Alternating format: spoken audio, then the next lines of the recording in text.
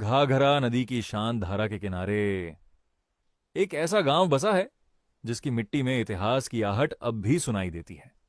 रात के सन्नाटे में जब हवा खेतों से गुजरती है तो ऐसा लगता है जैसे सदियों पुरानी कोई कहानी फुसफुसा रही हो। यह कहानी है अलनपुर की। कहा जाता है कि मुगल बादशाह बाबर के समय दिल्ली से एक सम्मानित व्यक्ति इस अनजान घने जंगलों से भरी भूमि पर पहुंचे। उनका नाम था मीर आलन।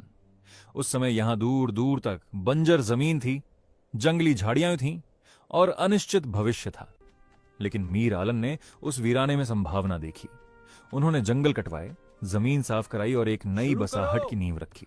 पत्थर रख दो। अपने नाम पर इस जगह को पुकारा तेजी से काम करो। अलनपुर। धीरे धीरे उनके प्रभाव का दायरा बढ़ा। आसपास के 11 और गांव उनके अधीन आ गए। एक छोटा सा गांव अब एक उभरते हुए ताल्लुके में बदल चुका था। अलनपुर केवल एक बस्ती नहीं रहा, बल्कि शक्ति और सम्मान का प्रतीक बन गया। लेकिन इतिहास कभी सीधा नहीं चलता। समय बदला और इस क्षेत्र में भर्स समुदाय का प्रभाव बढ़ने लगा। सत्ता की हवाएं बदलीं और कुछ समय के लिए अलनपुर की जायदाद मीर आलन के परिवार से छिन गई। यह उनके वंश के लिए कठिन दौर था, मानो वर्षों की मेहनत एक झटके में बिखर गई हो। फिर एक और मोड़ आया। दिल्ली दरबार में परिवार के एक रिश्तेदार की सिफारिश पर उन्हें दोबारा 12 गांवों का अधिकार मिला। यह केवल जमीन की वापसी नहीं थी, यह सम्मान की वापसी थी। अलनपुर फिर से खड़ा हुआ, पहले से अधिक दृढ़ता के साथ। 18वीं सदी के अंत तक, यानी 1795 तक, इस जायदाद में 7 और गांव जुड़ गए। अब कुल 19 गांवों का मजबूत क्षेत्र बन चुका था। लेकिन 1809 में प्रशासनिक बदलाव ने फिर से इतिहास की दिशा बदल दी। पूरी संपत्ति को पीरपुर ताल्लुके में शामिल कर दिया गया।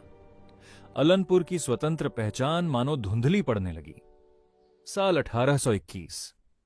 पीरपुर के ताल्लुकेदार प्रशासनिक विवादों में घिर गए। इसी समय अलनपुर परिवार के सदस्य मिर्जा इब्राहिम बेग, जो ब्रिटिश सेवा में थे, आगे आए। उनकी कोशिशों और सिफारिशों के परिणाम स्वरूप 1826 में उनके भाई सुभान बेग को ताल्लुका अलनपुर की सीधी मान्यता मिली। इतिहास ने फिर करवट ली। अलनपुर ने अपनी पहचान वापस पा ली। ब्रिटिश शासन के दौरान 31 और आधे मौजों का बंदोबस्त इसी परिवार के साथ हुआ।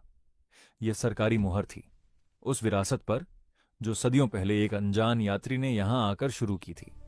धलमऊ के 6 गांव भी 1809 के बाद अलनपुर जायदाद में शामिल हुए, जिससे इसका प्रभाव और बढ़ गया। समय के साथ यहां सैयद, पठान, ब्राह्मण, कायस्थ और राजपूत समुदाय बसे। विविधता के बीच संतुलन बना रहा और ये